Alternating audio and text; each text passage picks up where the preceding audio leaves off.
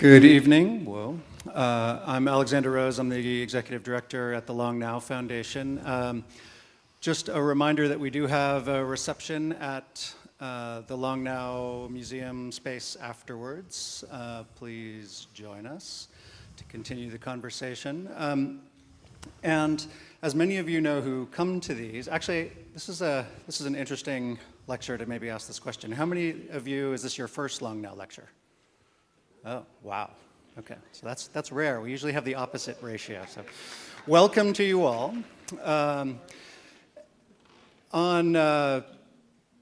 As those of you who do join us know, we usually start these with what's called a long short, a short film that exemplifies long-term thinking. And as you might imagine, picking the correct thematic one this month was a particularly difficult one to find, and Austin in our office did a great job, and the folks who made it also were happy to give us the rights to show it tonight.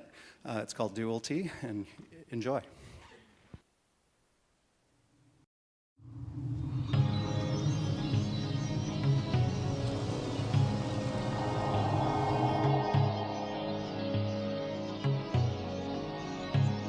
In the beginning, the General Organization of Development Labs located two universal phases, heaven and earth. Our universe was born as a great eruption of energy, illuminating the impenetrable abyss. For God to implement the earth phase required exposure to light alternating with durations of night.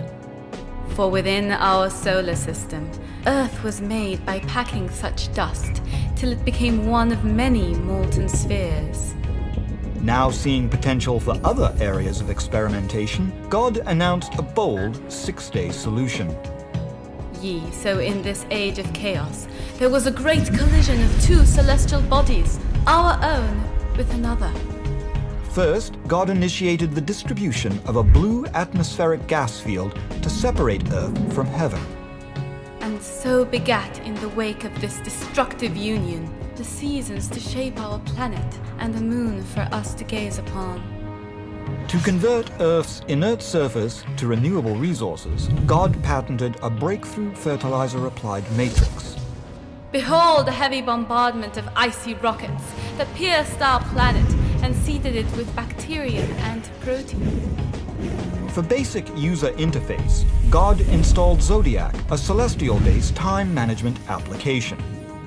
And there upon these ocean floors, the smallest creatures begat creatures of greater size. An electrically charged fan was employed to quickly saturate the Earth with God's new animal bioproducts. The wisest of those that creepeth begat their young safely on beaches, and thus be more fruitful and so multiply. To manage the entire Earth phase, God deployed a powerful dust particle compound, Adam, version 01. And upon the land there grew such beasts as powerful as the earth had yet to see, and so they dominated for millennia. On hour 144, God complied with industry standards and removed a central rib quadrant of Adam, creating Eve, version 01. And in the time of King Reptiles came a second great collision of two celestial bodies. Eve was not immune to squamate infections and absorbed a neocortical fruit pathogen from the knowledge tree. So great was the blow that all who once thrived perished, and this wreckage begat the conscious creature, man.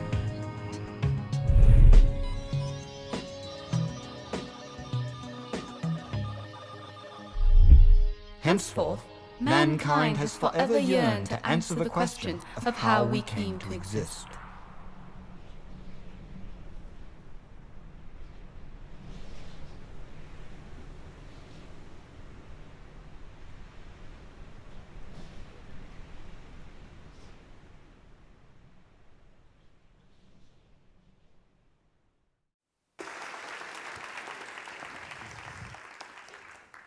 I'm Stuart Brand from the Long Now Foundation. We've been very delicate about religion at Long Now because one of our guidelines is take no sides, and sometimes religions get into taking sides. But on the other hand, we would love it if pilgrimages happened to our clocks and We have to notice that we pay close attention to very long-lived institutions, and some of the religions have that quality. Religions help people take their whole life, their whole generational life seriously. So religions usually have something to do when somebody is born, something to do when they marry, something to do when they die. And no other institutions have stepped up to that so well and so long. Christianity is one of these religions. It's been around quite a while. Built on there's the New Testament, there's the Old Testament. Some people say the Jews invented history. The Old Testament is a book of history. It's a whole culture and practice based on a sense of history. Before that, history didn't exist. It was just all cyclic. And I would guess you could say that Long Now is into sequence of events. It's into looking forward. And the most remarkable book in some ways of the New Testament, the strangest book, is the looking forward. It's a story, the book of Revelation, that's been told for 2 millennia now, with enormous impact. And there's a biblical scholar who's been looking at that, Elaine Pagels. She wants tonight to be a lot of conversation, so many questions from you will help. She'll speak for just 30 or 40 minutes, and then with your questions on these cards, we'll get into it. Elaine Pagels.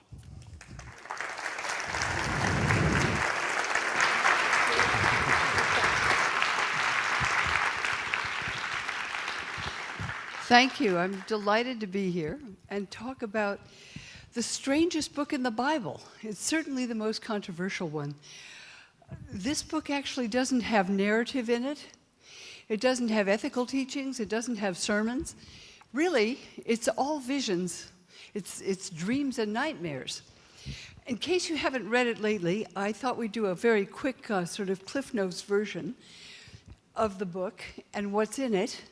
And I chose some of the art that it's inspired to show a sense of its cultural impact, which is, as Stuart said, enormous. So the book opens as the author, he calls himself John. We call him John of Patmos because he said he was writing on a small island off the coast of today's Turkey. He said he was in the spirit, that is, he was in an ecstatic trance one day, and he heard a voice behind him. It sounded like huge rushing waters. He turned around, and he saw a divine being speaking to him. Now, John thought this divine being was Jesus of Nazareth, and he was come back from the dead. And this divine being said he was going to tell John what's going to happen next. John said this divine being told him that God was about to come and make war on all the evil powers on the earth and destroy them once and for all, and bring the kingdom of God. The next thing John said was he looked up in the sky and he saw a door open, and a voice said, "Come up here." So somehow, he said he didn't know if he was in the body or not, but he went up. And he said he went up into heaven, and he was allowed to see the throne of God. And it looked to him the way the prophet Ezekiel had seen it, blazing with light. It was lightning, and it was rainbows, sapphires, and jewels, blazing fire and thunder, loud noises, gleaming like rainbows and emeralds, and a sea of glittering crystal. And he said next to it there was a slaughtered lamb who said, "I'm going to show you what must take place after this." Then John said, trumpets began to sound that were blown by angels, and 4 horsemen of the apocalypse came forth. The first one was on a white horse, a pale horse. It was given a sword to bring war all over the earth and kill 1/3 of the inhabitants of the earth. John said the second one was on a fiery red horse, and it received a sword for slaughter, so that people would slaughter one another. The third one was on a black horse, and it brought famine, death, drought all over the world. And finally, the fourth horse was given power to kill through wild animals and horrifying destruction. But John says before the action would begin, he saw the souls of all the people who'd been slaughtered for the sake of their witness to God. And the souls were standing on the throne of God, and they were crying out in a loud voice. And what they said was, "Sovereign Lord, how long? How long will it be before you judge and avenge our blood on the people of the earth?" And he said at that point, a star fell from heaven and opened a shaft of the pit below the earth, and out of it came giant locusts with human faces and women's hair streaming behind them, led by Abaddon, the angel of the abyss, a monstrous army. And John said, then he looked up in heaven and he saw two signs, great signs. One of them was a woman clothed with the sun. She was hugely pregnant, writhing in the pain of giving birth. And as she was about to give birth to the Messiah, she was being stalked by a great red dragon. He's not quite so red here in William Blake's version. But the dragon was waiting to devour the child the moment that it was born. John said, as he watched, the woman escaped.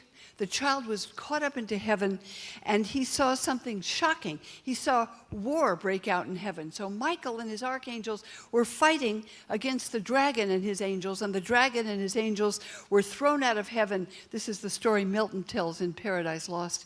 They're thrown out of heaven, and the dragon is furious. He's thrown down to earth and begins to make war all over the earth. John said now the cosmic war was reaching its climax, and the dragon is now back on earth, and he called forth two allies who were hideous beasts. They don't look so bad here. This is Leviathan and Behemoth, a male and female pair of dragons, according to Jewish legend. But John said when he saw these monstrous beasts in his vision, one of them had 7 heads and crowns on all of its heads, and it came out of the sea, and it was given power to dominate the world. And next there was a great red beast with a mysterious number, and you know the number, it's 666. John said it's a human number, and he dares his readers to understand it. Finally, he said back in heaven, he saw 6 angels, and each angel was carrying an enormous bowl. Each bowl was full of God's wrath.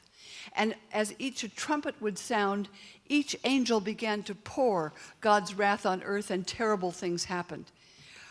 John says that the 6th angel poured the bowl of God's wrath right where the Tigris River meets the Euphrates, right over Israel's ancient enemy, Babylon. And at that moment, all the demons of hell assemble. The 7th angel pours his bowl of God's wrath. Thunder, lightning, the most violent earthquake that has ever occurred. And the people of Babylon die in agony as they curse God. John says next, he saw a vision of Babylon, the way the prophet Isaiah had seen Israel's ancient enemy as a whore. Well, she doesn't look so bad on the left over here, but she is a whore, and she's riding on a beast with 7 heads and crowns on its heads, and she's drinking from a golden cup, but what she's drinking is blood. It's the blood of innocent people. This is a contemporary version of the whore of Babylon. And now he's close to the final act. He said, Jesus comes forth from heaven as a divine warrior on a white horse, leading all the armies of heaven to strike down the nations and tread the winepress of the fury of the wrath of God Almighty. And John said, then he watched, and the forces joined in battle, and everyone who fought against God was killed. Satan was thrown into a pit. The dragon was chained. The beasts were thrown into a lake of fire to burn forever. Jesus came back in the sky to judge the living and the dead, and he casts the evildoers into a pit of eternal fire, and the blessed ones are invited into a kingdom of Jerusalem that descends from heaven, where they rule with Jesus for 1,000 years. Now, that's the story. You might be wondering, who was John and what was he thinking? This book, as you know, is famously hard to understand, but it helps to know that it's wartime literature. John was writing about the year 90 of the first century. He was writing as a refugee, probably, from a Jewish revolution against Roman rule. It's rather like the American Revolution against British rule, against an oppressive empire. And the Jewish Revolution was fought, the motto was, in the name of God and our common liberty. But the revolutionaries were unlike the American Revolution. They were completely destroyed when 60,000 Roman troops marched into Jerusalem and raped and slaughtered and killed the inhabitants of Jerusalem and totally destroyed the center of the city. Those of you who've been to Jerusalem today have seen, probably, as I recently saw again, these enormous stones. They're almost as big as this theater, which the Romans threw down 2,000 years ago. The Roman troops destroyed the entire center city as they destroyed the temple of God, which was the center of that holy city. Now, John was a follower of Jesus, and he believed that Jesus was about to come back and rule in the kingdom of God that would now descend from heaven, and Jesus of Nazareth would be the ruler of the world. He would rule from Jerusalem as God's Messiah. That sounds unlikely. But if you ask John, how could you possibly believe that? Because by the time he was writing, Jesus had been dead for 60 years. And you know he was crucified and tortured by the Romans for sedition against the Roman Empire. So how could anyone believe that Jesus was going to come back to life and rule the world? Well, John would have said, we have proof that he was a true prophet, and he prophesied these terrible things that happened. The destruction of Jerusalem when it was surrounded with armies and it was destroyed was something Jesus had said would happen 30 years before it happened. If you know the Gospels of the New Testament, they say that when Jesus walked through the city of Jerusalem, he said to his followers, you see these great temples? You see these great buildings? They're all going to be thrown down. And the armies are going to surround Jerusalem, and they're going to be completely destroyed. So Jesus had prophesied the unthinkable. I was thinking sometimes, if somebody had said, I live near New York, and if somebody had said in 1970 that the World Trade Towers would be destroyed in minutes, I mean, that's just crazy. Right? But if somebody had said that in 1970, in the year 2001, when it happened, they might have said, that man was a prophet. Anyway, John believed that Jesus had prophesied this unthinkable destruction of the holy city and the people of God. So he said, and Jesus had also said, well, after that happens, the kingdom of God is going to come. So Jews who followed Jesus, like John of Patmos, were not only horrified by the war, but they also were excited because they thought, he said it would happen, and he said it would happen within a generation, and now it must be the kingdom of God that he said would happen is also about to come. So it was at that point that the followers of Jesus began to write the books they called the Gospels and try to propagate the teaching of Jesus to persuade people that the end of time was coming very soon. And they waited for Jesus to come and take power. But, of course, this happened 30 years after Jesus died. Now, John went off to Asia Minor, which is now Turkey and Syria, those areas of the world. He went there and he traveled for 10 years, and 15 years, and 20 years, and then it was 30 years, and now it was 2 generations after Jesus had said that the kingdom of God was to come within the lifetime of the people who were his contemporaries. But when John traveled through Asia Minor, he could see what you could see. Oh, this is another version of the Last Judgment, sorry. When he traveled to the great port city of Ephesus, he could see what you'd probably see today if you walk into the great portal of the city. He would have seen that the kingdom that had come with power wasn't the kingdom of God. It was actually Rome. He would have seen that the reigning emperor, this is Domitian, had a statue 20 times the size of a human figure standing on the great walk that leads into the city of Ephesus. This is Domitian. And it was Domitian's father, Vespasian, who had been the military commander that had marched into Jerusalem with 60,000 troops and destroyed it.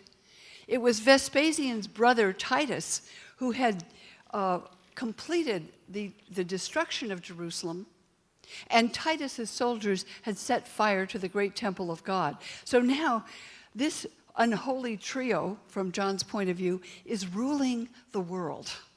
These are the people that are ruling the world. And if he had traveled to a little city of Aphrodisias near there, he would have seen a kind of building you can see today. It's called the Temple of the Holy Ones, the Sebastian. Now, Augustus, at the beginning of the first century, had perfected a kind of architecture that was really imperial propaganda for Rome's power. This is, so you would see a prominent panel that you could see actually from miles away, huge. This is a panel showing Augustus. He's naked to show that he's among the gods. He had died, of course, by this time. And you see him ruling over land and sea. And then if you walked around the Sebastian, which still stands in Aphrodisias, you would see 30 panels like this. Another one, this one here, is Emperor Claudius, also naked to show that he's a god, but armed. And he is about to slit the throat of a naked female slave. She's lifting her hand to ward off the death blow, but she can't. And she is Britain, because that's the way Roman architects and artists pictured the countries they captured. And then if you went to the next panel, you would see Emperor Nero about to humiliate and destroy a female slave who represents Armenia, for example. So now you could walk around 30 panels and see the 30 nations that the Romans conquered, and you should be suitably impressed. Unless maybe you were like John, because John, of course, belonged to one of those nations, belonged to the nation of Judea that the Romans had destroyed. And it's not an accident, I suggest, that it was while he was near this kind of temple and this kind of grandiose propagandistic architecture of the Roman Empire, that he said he received his first vision, the vision of Jesus. And what John did, to put it really simply, in the book of Revelation, is he drew on all the resources of his own people, that is, the Jewish traditions of the prophets, to write, you could call it anti-Roman propaganda. I mean, it's more than that.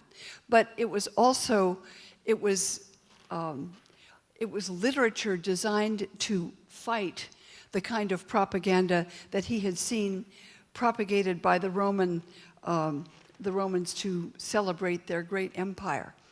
So he drew on the prophecies of, say, the prophet Isaiah, who had pictured Israel's ancient enemy, Babylon, as a monster, as a beast. The prophet Daniel, who pictured the other nations who conquered Israel as 4 great, horrible-looking monsters.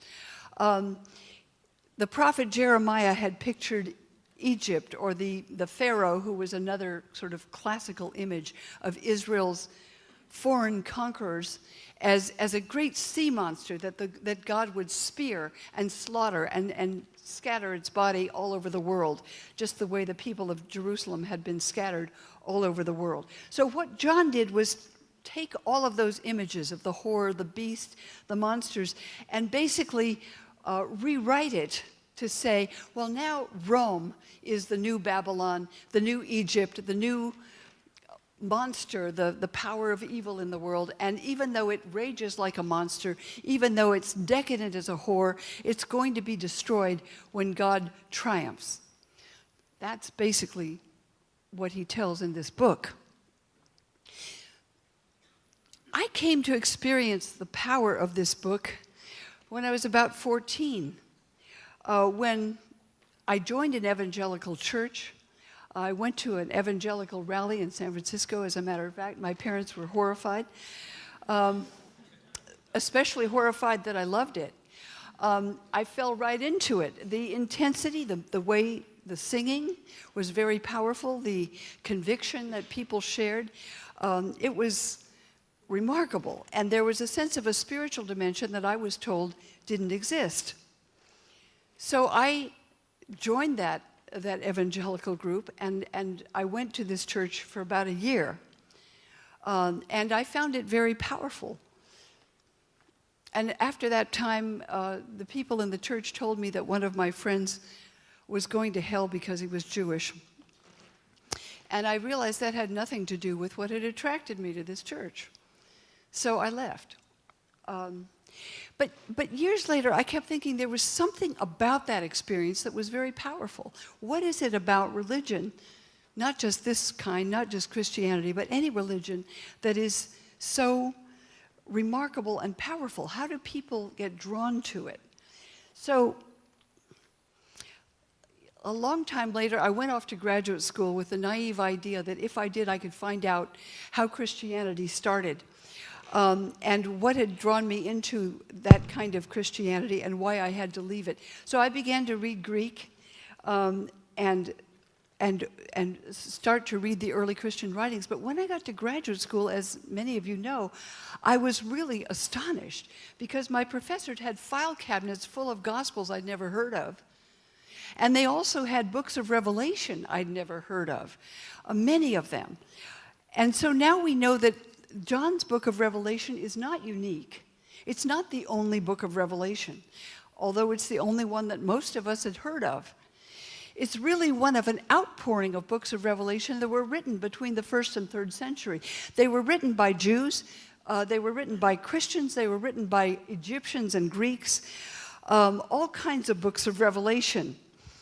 And these other books of Revelation are really quite different. So I gave you a handout, which is a sample, because I realized when I was writing about John's book of Revelation, I'd have to put it in counterpoint with these others. Because I was asking myself, well, why did this one get into the New Testament? And these others were all basically censored or destroyed. So for just a minute, we'll look at the ones on the handout. We can't talk about them much because I want to speak briefly so we can start a conversation. It's hard to generalize about the other books of Revelation. They're quite different from one another. But one thing you do find in common is that most of them are not about the end of the world. Most of them are not about the day of judgment, except the Revelation of Ezra, which is the first one. The Revelation of Ezra was written by another Jewish prophet.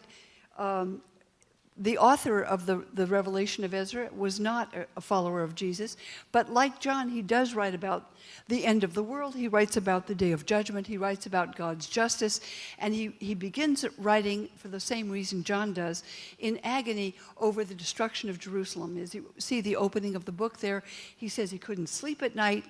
He was distressed and distraught because of the destruction of his people in war. And he says that God sent him visions. And then he went out into the fields and ate only some kind of plant and had many visions, which are recorded in, that's the case, in 4th Ezra. This is only a beginning of the book of Ezra. I find it an absolutely amazing book. But there are also other books of Revelation that are quite different from this. One of them that I like is the Revelation of Zostrianos. You have there the opening. These are quite personal revelations. Zostrianos is written by a young man named Zostrianos, apparently. He says he was tormented by doubts and questions. He couldn't find any answers. He was very depressed, he said, and he was resolved to kill himself. But as he just went out in the desert to kill himself, he said he was steeling himself to do it, and he became aware of a presence that radiated light. And he said the presence illuminated him and released him from despair. And this line I thought is so beautiful. He said, I realized that the power in me was greater than the darkness because it contained the whole light. There's another revelation found in the same discovery that's called Thunder Perfect Mind, or actually Thunder Complete Mind. And Thunder Complete Mind is spoken, this is the beginning of it you have there. It's a poem. It's spoken in the voice of a feminine divine power who incorporates all the opposite attributes. She says, I am the first and the last. I am the whore. I am the holy one. I am war. I am peace. I am shameless. I am unashamed. She speaks, she says, in everyone, and she speaks everywhere. This is an amazing poem. If you haven't read it, you may find it, you can find it on the internet. And many artists, from Toni Morrison to Leslie Marmon Silko, and many other artists have used it in film, used it in many ways, in music, and remarkable ways. Or take a look at the secret revelation of John. This one was found with the secret Gospels, and it claims that it's quite different. Here, the disciple John is grieving after the death of Jesus. And like Zostrianos, he has a kind of crisis and a kind of breakthrough. These other Revelation texts, by the way, remind me of what you find if you look at William James, the American psychologist who wrote The Varieties of Religious Experience. And William James, who wrote about religious experience because he had come out of a serious depression himself by clinging to some religious phrases that he didn't believe, but he became convinced that there's a great deal of power in certain kinds of crisis and spiritual breakthrough. And he wrote the book, The Varieties of Religious Experience. Many of those sound a lot like what you find in these ancient texts. So the secret revelation of John says that the disciple John was, after the death of Jesus, he was grieving. He felt that maybe he'd followed a false prophet. He went out in the desert confused and upset and distraught, thinking the whole thing was wrong. And he said suddenly he saw a blazing light, and he heard a voice speaking to him, and it was the voice of Jesus saying to him, John, John, why do you weep? Why are you afraid? I am the one who's with you always. I am the Father, I am the Mother, and I am the Son. And then it goes on. It's a very long Revelation text in which John speaks to Jesus and asks him questions. And one of the questions is, Christ, will the souls of everyone live in the pure light? And Jesus says to him, yes, the souls of everyone will live in the pure light, because if you didn't have God's Spirit, you could not even stand up. So one of the differences between these kinds of revelations and the revelation of John in the New Testament is that John's revelation in the New Testament is about the saved and the damned. It's about a cosmic war in which good against evil. Stuart talked about not taking sides. Well, this book is all about taking sides. But the other revelations are actually universal. If you look at the one called Trimorphic Protonoia, it's about a divine voice. It's in the Greek, Trimorphic Protonoia means the triple-formed primal thought. And this is a thought that the Revelation says occurs to everyone. She says, I cry out in everyone. It's the divine voice that speaks in everyone. And just as John's secret revelation says, the Spirit comes to everyone, these all speak about a universal vision of human beings. In fact, not just human beings, but humans, animals, stones, rocks, and stars. It's a very different kind of vision. We don't have time to go into that now, but we can talk about it later. In the early days of the Christian movement, though, John's book of Revelation became intensely popular. And one of the reasons it did, I think, is that the people who loved it best, as you can imagine, were followers of Jesus who were being arrested and tortured and killed because they were followers of Jesus who had, after all, been convicted of sedition against Rome. So the Roman magistrates were naturally suspicious of more sedition, more inciting to revolution by Jews, and they arrested and tortured these people. And so it was John's book of prophecy that gave people suffering that kind of state oppression the hope that God was going to come and destroy the Roman Empire once and for all. And leaders of the church that later called itself Orthodox said that the other Revelation texts were heretical and false, perhaps because they didn't seem to support the church these leaders claimed to represent. But you see that John's book of Revelation turns out to be a multi-purpose revelation. You could really plug it in to almost any conflict that you engage in. And for thousands of years, people have applied it to their own lives. So before opening up our discussion, I want to show just a small sample, and I would love to hear from people who have heard of other applications of this remarkable vision that John has of cosmic war, the war of the forces of good against evil. So these are just a few ways that the book has been read. This example comes from the 15th century, from the time when the plague called the Black Death was going through Europe. About 30% of the population were dying. And the artist of the Duke of Berry pictured this as the first horseman of the apocalypse, saying this must be the beginning of the end of time. This is the one on the white horse wielding the sword, bringing death all over the world. Not long after that, when Martin Luther's revolution divided the Christian world, Martin Luther had said in 1522 that he didn't like the book of Revelation. He said it doesn't belong there. It doesn't have Christ in it. But later he realized how he could use it against the Catholic Church, and he found it very useful. So his friend, Lucas Cranach, drew many woodcuts like this with the whore riding on the seven-headed beast as the Pope of Rome. And if you look at the Luther Bible in its original version, you will see that in the Apocalypse, these pictures by Lucas Cranach are inserted so that you happen, as a reader, to know exactly who the whore of Babylon is. It's going to be the Catholic Church. Unless, of course, you're a Catholic. And this is Luther's first Catholic biographer pictures Luther as the seven-headed beast in the frontispiece of his biography. Later, during the times of Napoleon, Napoleon was seen as the beloved son of the devil.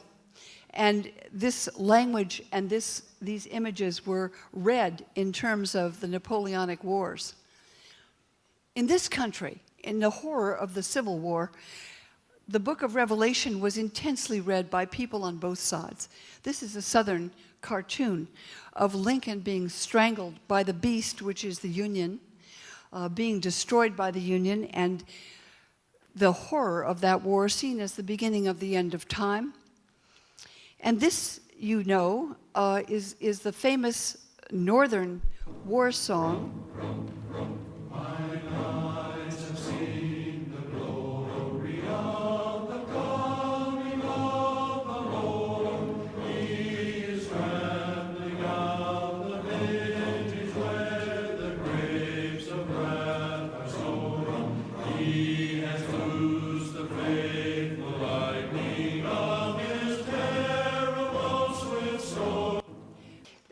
The author of this famous war song, Julia Ward Howe, saw the Battle of Armageddon, the Battle of the End of Time, as taking place in the camps between the Southern and the Northern armies of that terrible war.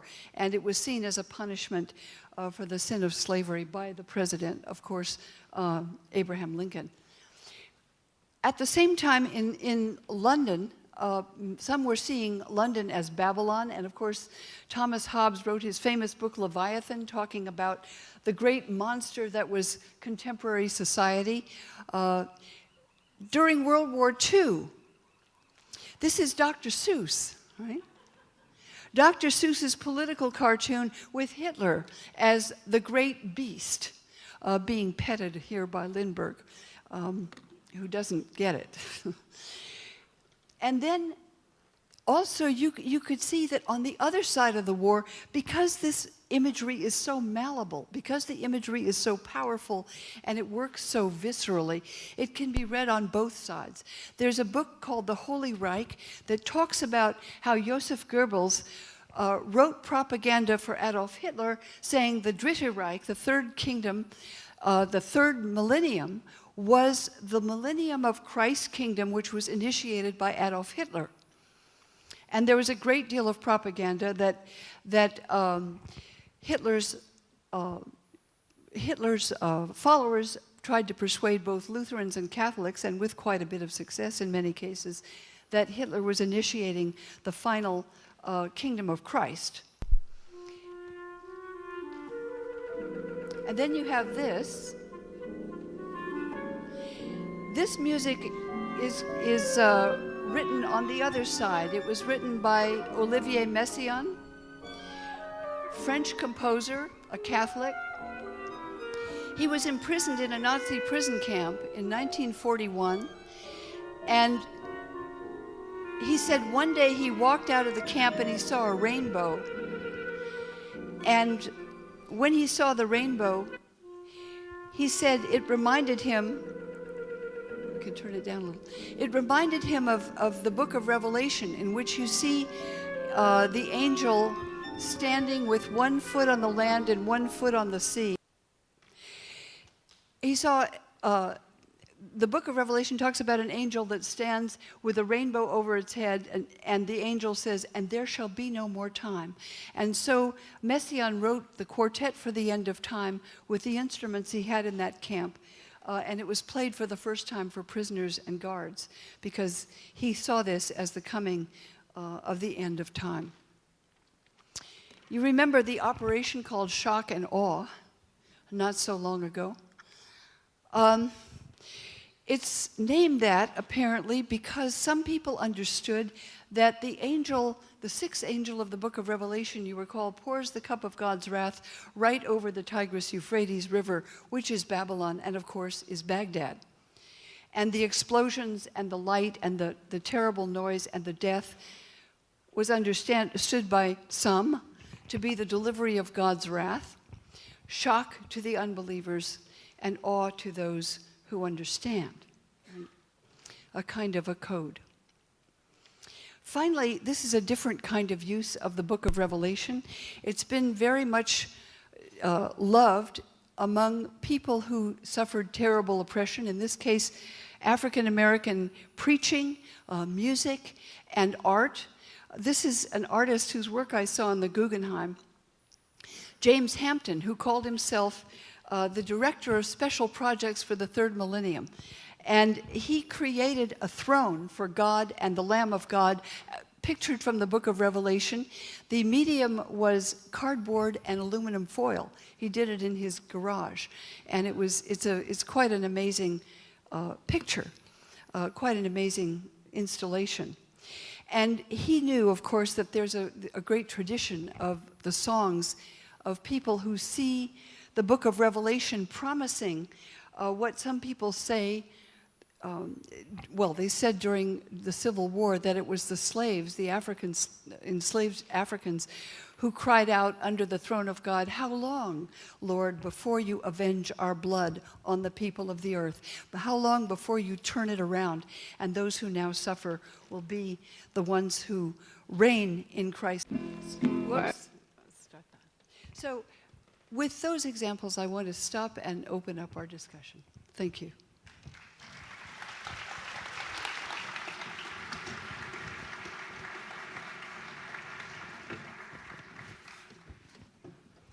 We got seats over here. Let's go. Oh, okay. You're right there. Right here.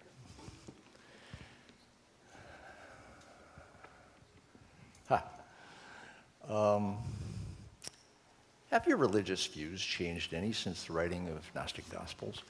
Well, of course. I mean, the work... Which was back in, when was that now? Oh, it was a long time ago. 70s? Yeah, 79, actually. Okay. Well, I started this work because, as I said, I was deeply involved in a community that opened up a spiritual dimension, actually opened up the imagination in a way that I didn't know about before. I mean, I love poetry and music, but there was something about religious poetry and music and art that is particularly powerful, or at least I found it so. So I began to explore that, and the work that I do is an intellectual exploration, and it has to do with spiritual exploration as well. When I found those secret gospels, some of them struck me very deeply. And in the Gospel of Thomas, where Jesus said, "If you bring forth what is within you, what you bring forth will save you. If you do not bring forth what is within you, what you do not bring forth will destroy you." Oh. And I thought, hey, you don't have to believe that. It just happens to be true. And there was a lot of power in that kind of tradition. So there I found an opening to more understanding of a wider range of this tradition than was ever part of the mainstream tradition. And I think we need a wider range. So Thomas was declared least I do. heretical, or what happened to his book basically back then? I mean, you had to discover it in a cabinet somewhere, it sounds like. Well, all of these were discovered in a cave. They were in a cave in Upper Egypt. These were burial caves that had been used for 4,000 years in Egypt. But they were near 3 monasteries. Now, there are burial caves for people, and then there was also records in them. So you have the 6-foot-high urn with this stuff in it. Well, right? the burial caves wasn't a body. had probably been emptied and robbed, Okay. And thousands nobody of stole years books 'cause they're before. not worth No, anything. it wasn't books. They stole, treasures that were buried with some of the nobles and kings that were buried there. But much later, only about 2,000 years ago, or actually less than that, 1,400, 1,500 years ago, the first monasteries were built in Egypt, and 3 of them are very close to these caves. And we think that the people who buried that jar with 52 ancient Christian texts, Gospels and Revelations, and dialogues with Jesus that we've never seen before. Was the Book of are Thomas in that monks. collection? Yes, it was. Okay. It was found with these others. So all of those were found together, and they were used by monks until the Archbishop of Egypt sent a letter out and said, I want you to get rid of those heretical books that you like so much. You can keep 27 of them. You can keep the ones that I'm going to list, Matthew, Mark, Luke, John, the book of Acts. Those are all right. Those are the springs of salvation, in fact. But all the others, those are heretical and false. There might be nice things in them, but they'll lead you astray. So God didn't write the Bible, this guy edited the Bible. This guy wrote the first list we have of what is our present Bible. There Okay. were other lists. What's funny about it, and this I thought was so intriguing, Stuart, and it only occurred when I wrote this book. There are many people who had lists before that. But we now have about 5 of them from different bishops all over Asia Minor and Egypt. And every one of the other lists, from Gregory Nazianzus, from Bishop Cyril of Jerusalem, written between 350 and 400, leave the book of Revelation out. There's only one of them that has it on it, and that's the one from the Archbishop of Egypt, Athanasius. And that's the one we use. So that book was the most controversial. And it keeps being applied to conflict, as you pointed out, and conflict keeps happening, so the book keeps coming back to life. Well, it's not just about conflict. You're right, it is about conflict, but it teaches a particular way of interpreting conflict, which is there's a good side and an evil side. I mean, that may seem obvious, but if you read, say, the Iliad, it's about war, right? Ancient Greek poem is about war. But there's not a good side and an evil side exactly. There are heroes on both sides. They're sort of more like sports teams, You have your favorite, but the other side does too. And there's not a good and evil side. But this book teaches you that conflict is between the good side and the evil side, because you're on the good side, Right. whoever you are. So Kevin Kelly raises the question, what is it about this hallucinogenic text that convinced the early church fathers that this text should be included in the Divine Bible when it was so different from the rest? There must have been somebody who was skeptical about this, saying, this is weird stuff. Well, there was an earlier bishop of Egypt who wrote, Dionysius of Egypt, who said, this book, some people say it's unintelligible, doesn't make any sense, it's not a revelation, it wasn't written by John, it's just absolutely heresy. And other people said, no, it's written by the disciple of Jesus, who was John, which it wasn't, we think, because it's written at the end of the 1st century, unless he was, as tradition says, so old when he wrote it. So probably it's not written by a disciple. But I think it was treasured because the people who love it, as I said, are the people who were being persecuted. And it's a book that, it's a book about war. And if you're the side that loses the war, this is a book of hope about finally the final battle will belong to God, will bring justice to the earth. So it's a book about hope, but it's pretty heavy-duty hope. Mine enemies shall suffer unto endless darkness, and that makes me very cheerful. It's a book about vengeance, but I was thinking, it's true, and a lot of people know that. It's certainly the case, but I don't know. I think any of us who would have lived through a war the way John did would have a lot more empathy with the writing of this book than those of us who have been lucky enough not to. That's fair, yeah. So Kevin Kelly asked the question, how might the modern world, the West at least, the Christian part of the world, be different if Revelation had not been included in the Bible? So what would have been, how does the Bible end before you get to Revelation? What's going on just before then? I'm too ignorant. That's an interesting question. I think if you had some of these other books of Revelation, they do speak about the human race as a whole. They might have included one of those as a finishing. I mean, as a promise that somehow, just as all human beings come from God according to Genesis, all will eventually return. I mean, that was a vision that, say, the theologian, Christian Egyptian Origen had articulated, and it was very widespread before his views were declared heresy. And this book became part of the canon. There's a question. Every generation seems to think they live at the end of history. Does global warming and other existential threats make our apocalyptic ideas somehow keep being them current? I mean, when you and I both got out of Stanford in the 60s, we were just worried about how overpopulation was going to be the end of the world, and that's that. And now we're seeing that climate change is going to be the end of the world, and that's that. And it's not so much in the good guys, bad guys, but this end of the world stuff seems to have its own attraction. What is that? Well, that's true, and this book may also influence the way people think about the end of time, because if you look at any interpretation of the book of Revelation, I was fascinated. You could write a history of the Christian parts of the world through the way they've read this book. Everyone who reads it thinks that they're just on the cusp of the end. And if you look on the internet, you'll see there are people who are talking about the end is just about here. And that's because the book is written that way. I think John had that conviction that, it was about to happen because Jesus said it would happen really soon. So here are these guys. Almost all the stories you told were somebody's feeling really depressed and suicidal, and they go out in the desert. And Yes. either eat some plants or they don't, but they're out in the desert. The desert's going to kill them if they aren't careful anyway. And so they're dealing with their own personal end time in some fashion. So is this some kind of cosmicizing of basically stepping up to one's own death? It could well be. And that's when people talk about it. I've talked to some people, and I'd love to know from other people what interpretations they've seen of this book.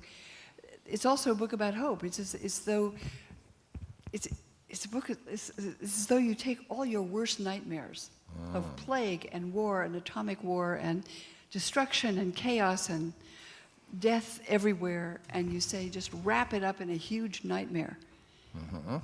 And you've got this book. And then at the end, it's not like you have bodies all over the stage, not like a Shakespeare tragedy. No, I mean, then the New Jerusalem descends, and there's this glorious new world. So it's like saying, you may go into a terrifying tunnel that leads you toward death, and some light will come. So it is also a book about hope. Well, As some people prophecies, read it. if I understand them right, prophecies seem to be about kind of, there's kind of, things are going to get really terrible unless you do what I say, unless you agree with me, or things are going to get, it will finally work out and get really, really good if you do what I say. So this is heavy-duty propaganda that, my agenda is the one that will save you, and here's what not being saved means, and it's pretty fierce, so stick with me. Yeah, I do have a problem with this book, I must tell you. My problem with it is that when John of Patmos talks about who's going to go into the lake of eternal fire and burn forever, these are his words. He says, the filthy, the evildoers, the abominable, the sexually promiscuous, the dogs. Now, that could be practically anybody you don't like. But if you look at, say, the Gospel of Matthew, there's a parable attributed to Jesus in which he talks about the day of judgment and who goes into God's kingdom. And it's the story about the sheep and the goats, And he says to one group that they will be invited into the kingdom. And he says, because when I was hungry, you gave me food. When I was naked, you clothed me. When I was in prison, you visited me. When I was sick, you took care of me. And they say, well, we never saw you that way. What are you talking about? And then the famous answer, whenever you did it to the least of my family, you did it to me. So the people, according to the story of Matthew, that Jesus says go into God's kingdom, are those who show compassion on those who in need, and those who don't get there are people who just don't. But it's not about... Is that so it's all about acts. It's all Yeah. about specific acts. It's not about calling people names. This book calls people names. That's why both the Nazis and the anti-Nazis and the South and the North in the same conflict can use the same book against each other, I think. Anyway, that's a thought.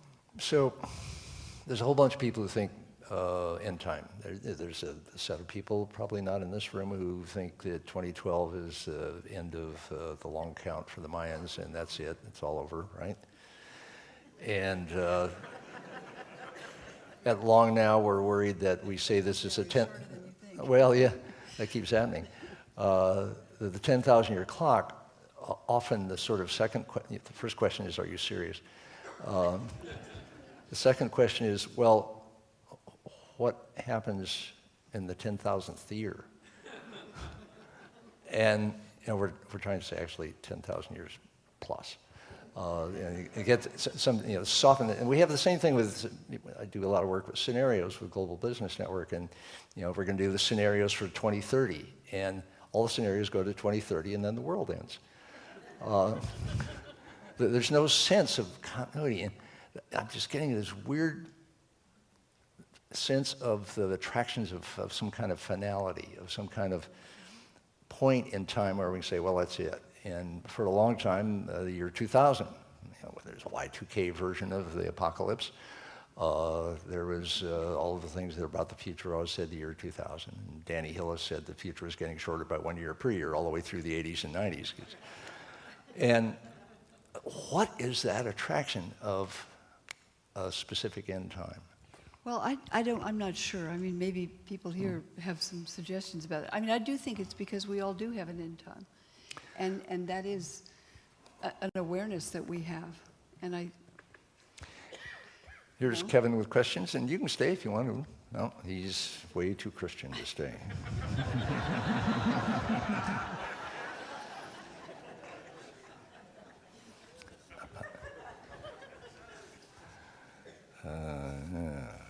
Wow. These are long questions, actually. People get very... While I'm perusing these, this book came out when, a year ago? yes, this book came out about 6 months ago, my book, that is called Revelations. And I got some flack from I was about to ask, some- what's been happening in the world, in relation to the book, and to you in relation to the world in relation to the book since then? Well, I do get, a lot of people think they really have the interpretation to this book. And so they're offended by you screwing yeah, around and with one of that. them said, you know, how, she's so ignorant. She calls it Revelations. It's not Revelations, it's singular, the book of Revelation. And of course, the point of the title was to say, hey, there's not just one, there are lots of them.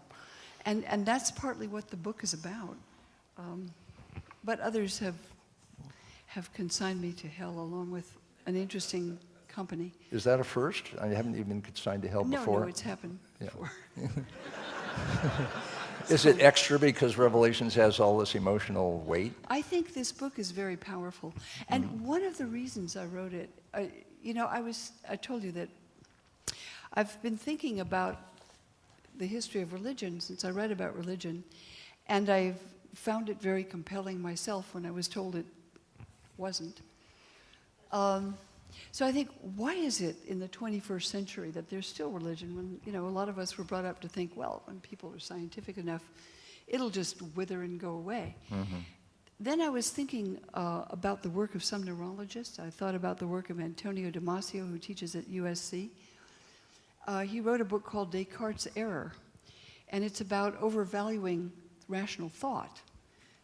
You know, thinking rationality is more important than it is. And he says it's really driven, much of what we think of as rationality is driven by emotion. And I thought, this book, what's the appeal of this book? It's not ethics, it's not ideas, it's not conceptual. It's about hope, it's about fear. It's driven, I think, by emotion and imagination and hope, but it's not conceptual. And I think that much of religious tradition is like that. It's much deeper than rational thought in some ways. Well, it's interesting because I think when people encounter this language, the ferocity of this language, and the terrible things that occur, and then it sort of works out okay at the end. For some people. Yeah, for a few lucky people. That part doesn't get across so well. It sort of reminds me of Dante and Faust. I mean, Dante's hell is really, really interesting, and his heaven is a great big bore. And Faust had the same problem, or Goethe had the same problem with Faust, and Mephistopheles is really interesting, and all of this stuff of the student getting, you know, making a pact with the devil and all that. And then when things finally work out, and it goes on endlessly in heaven at the end, it's unplayable on the stage and unreadable in a book. So hell is interesting and heaven is boring. What have we just learned? Yes, and you know, when I was looking at how this book got into the Bible in the 4th century, it's put in there by a bishop who decided that the people who go to the lake of fire are Christians who don't agree with him. And the people who go into heaven are the Orthodox. So if you go in, you know, many churches, many parts of the world, and I was thinking of Europe and Latin America, and, well, the Vatican and the Sistine Chapel, you walk out the door, what do you see? When you walk out the door, you see the damned and the saved. You see the Last Judgment. So you're supposed to remember when you walk out of the church, you know, you better think about that. And so it becomes a book about who's in and who's out. And that's part of the power of this book, the way it's been used in so many situations. And it's part of the limitations of it too, I think. So Irina Melnick has a question. You've drawn elsewhere in your writings and talking that there's some connection kind of with the Gospel of Thomas and a sort of Buddhist perspective on things. And so this question is, are there other religions that have Book of Revelation-like ferocity? Well, that's interesting, but let me just say there are a lot of Revelation texts that aren't ferocious. One of them, for example, speaking of Buddhism, in the same collection is called allogenes, and the word in Greek means the stranger, or someone from another race. And allogenes is a text, it's not Jewish, it's not Christian. It's a book, it's a text about meditation and how to meditate. So allogenes is taught by a divine being. he sits for 100 years, and then he sits for another 100 years. And he recognizes the divine that's in him. That's very inspiring for people who sit, actually. It takes a long time. and it's a beautiful text, and it looks very much like a Buddhist text, actually. And there are others. There's a Hermetic text called The Discourse on the Eighth and the Ninth, which is Egyptian. And the imagery is that of the god Hermes in his Egyptian form as Thoth. And it's a text about how you bring your mind into the higher levels of consciousness. And it's a very beautiful text. It's about coming to recognize the divine within oneself. So these are very different, and they're not ferocious. And that's really quite different. Question from Richard. How is Revelation's Armageddon imagery helpful in promoting long-term thinking? To me, it shows the dangers of magical thinking we need to overcome. It's an interesting comment. Is the Bible helpful for long-term thinking, other parts of it? That's an interesting question. Some of it is, and some of it isn't. Well, the begats go on for a long time. That's an interesting question. And I suppose people develop a certain patience trying to memorize all that stuff. So Kevin asked a question, what's the future of the book of Revelation? And he's a Christian who doesn't much like it. So he says, what would have to happen to diminish its power? Well, that's an interesting question. I don't know if you can diminish its power. It's a very powerful book. I found I was working on it. I came to really respect the emotional and psychological. How do you mean? What got you? Well, I would start dreaming about it. I mean, these images are very vivid. I mean, it's not for nothing that all those painters and the movies and the songs and the music and the preaching that's come out of that book, it's enormous tradition. Because of the power of those images, they're very primordial. And they do come out of the prophets, Ezekiel, Daniel, Isaiah, Jeremiah. It's basically Jewish prophetic tradition. And this writer sees himself as a prophet, sees Jesus as a prophet. It's very much a part of that prophetic tradition. Andrew asks, and we were asking you beforehand, if you were editing the Bible, Thomas Jefferson did a version of the Bible a while back, and it's actually pretty interesting stuff. He took out everything he thought that what didn't involve the real Jesus, but took out the stuff he thought was kind of added on to make some kind of ecclesiastical point or something. There's stuff that's not in the Bible that you would like to see people pay attention to and heed, and some stuff in the Bible, maybe this book is one of them, that you just as soon have back in the cabinet. Elaine Pagels' Bible would have what in it? Oh, that's a tough question. I like some of the things that are already in there. I mean, you mean the whole Bible? Well, let's do the whole thing. What the hell? Yeah. Genesis. We got some time. Genesis, Exodus. Start with Old the Testament, prophets, and then we'll finish up anew, and then we'll the call it an prophetic evening. Books. Yeah. And I very much like the Gospel of Mark. The Gospel of John is interesting, not so much though. Matthew and Luke have some interesting things. The Gospel of Thomas, the Gospel of Mary Magdalene. Gospel of Mary Magdalene. What's that? The Gospel of Mary Magdalene is a very interesting book in which, these other texts are written as secret gospels, and they're said that people had conversations with Jesus. And so in the Gospel of Mary Magdalene, Peter is talking to Mary Magdalene and says, "Sister, we know that the Lord loved you more than other women, so maybe he told you some things he didn't tell us. Why don't you tell us about that?" And she says, "Well, yes, Peter, he told me things he didn't tell other people. In fact, he didn't tell you." And then Peter gets very angry. And she says, and I saw the Lord in a dream last night, and he told me this. And then, unfortunately, the text is broken. But she talks about seeing the powers, the powers that threaten the soul after death, and how one encounters the powers after death. It's rather like the Tibetan Book of the Dead. And that one has to confront the powers without fear. And then at the end, she tells this whole vision that Jesus gave her. And then Peter says, "I don't believe the Lord said this. I think these are just strange ideas. I think she's making it all up." And then Mary weeps and says, "My brother Peter, what do you think? You think I'm lying about the Lord?" And yes, he does. And then another disciple breaks in and says, "Peter, you've always been hot-tempered like our enemies. I mean, the Lord obviously loved her and gave her secret teaching, so, why don't you just be quiet and we'll all go out and preach?" And that's what they do. But that book isn't in the New Testament because the idea of women being disciples, not just as in Dan Brown's fiction, the wife and lover of Jesus, sort of male fiction about Mary Magdalene, who always appears as this Do you have an repentant opinion prostitute. on that? Were they an item? Well, that's an old legend because she is conflated with a prostitute in the writings of one of the early popes. Right.